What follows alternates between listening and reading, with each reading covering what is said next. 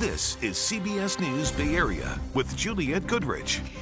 Good evening. On the same day, Oakland's mayor touts a plan to make downtown safer for families.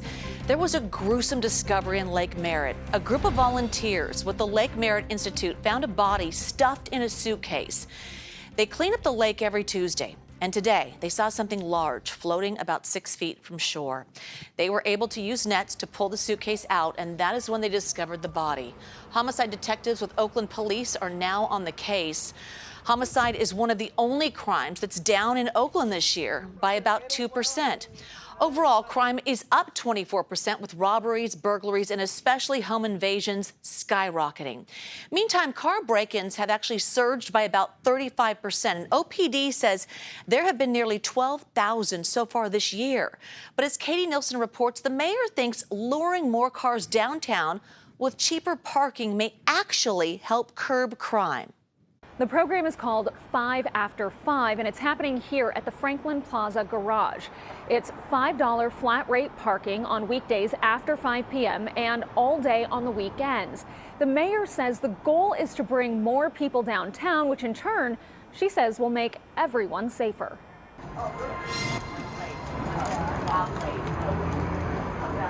The more people we have on the streets, the more eyes and ears, we're going to be able to be safer in that way. During a press conference in front of the historic Fox Theater, the mayor announced the new parking program. The garage itself will be monitored by city ambassadors, and the streets around the garage will get extra lighting, all in an effort to help people feel safer coming downtown. When we say we want to make sure that our businesses are thriving, it's because those are the tax dollars that go to pay for public safety, to pay for infrastructure, and all of those things. The number one issue for any one of our businesses around here is the customer's fear of getting their car windows broken. Sean Sullivan owns the Port Bar, as well as event space Fluid 510 in downtown Oakland, and has lived in the city for more than 20 years. He says crime has a definite impact on his business. It's heartbreaking, right? Because we work so hard to get people here. They will have a great time, but then it'll all be ruined when they get back to their car and a window is broken. But others question why the city is focusing on a parking garage program when violent crime numbers are at almost historic highs. These other ideas are absolutely noble, but they don't help with the foundation of public safety in Oakland. Barry Donnellan is the president of the Oakland Police Officers Union. He says crime rates spiked the same time the city eliminated 91 police officer positions from the department, allocating that money instead toward alternative violence prevention programs that he says so far have not accomplished the goal. He says staffing at the police department is near record lows, and the city should instead focus on supporting the department. When the police department is so stretched that we can't respond in a timely fashion to these calls for help from our citizens, that's a clear and present danger to commerce, the public safety, and the residents we're trying to encourage to come downtown. But Sean says he sees the parking program as just one initiative to move the city in the right direction. Everybody's frustrated, but we have to see steps. And these are like baby steps. But I hope it means that the city and the mayor are really committed to turning this around.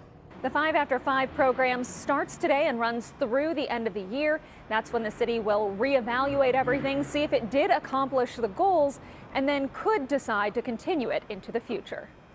Now, the owners of one Oakland business had a word with the mayor today about their struggles to keep up with the cost of crime.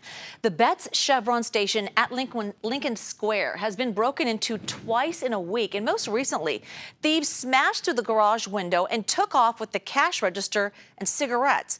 They say it's happened so many times they've spent close to $20,000 replacing windows alone. So they've tried installing security cameras and even leaving the cash register open at night. Now they say it's time for the city to do something. What are our taxes doing? Like, what are we paying for? What services? Like, definitely not the roads, definitely not crime is not being addressed. Is there accountability? So we did ask Mayor Sheng Tao about the break-ins. She said she would be reaching out to the owners. We can confirm that call did happen, but no word on what came out of it.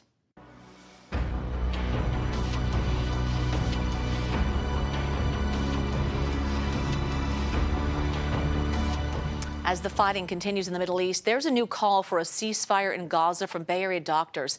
They're sharing stories from colleagues helping in that region.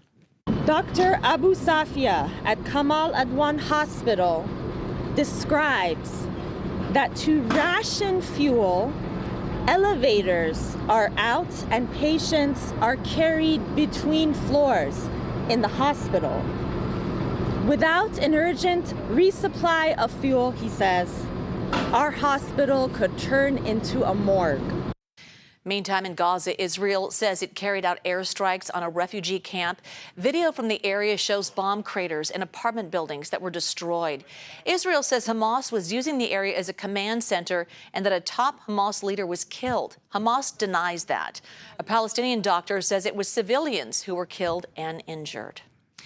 Now to Southern California, where the Highland Fire in Riverside County is burning out of control. It's forcing thousands of their homes at this hour. It's burning in a rural area that's east of Temecula, between San Diego and Palm Springs. And strong Santa Ana winds have now pushed it across more than 2,200 acres since it started yesterday.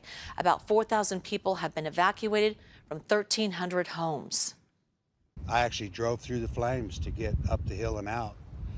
And that's when I evacuated and pulled the horses and everything out. The winds aren't letting up for the next couple of days, so that's a challenge. We really need these breaks in the weather to really make a hard stand and put these fires to bed. Right now, there is still zero containment on this fire.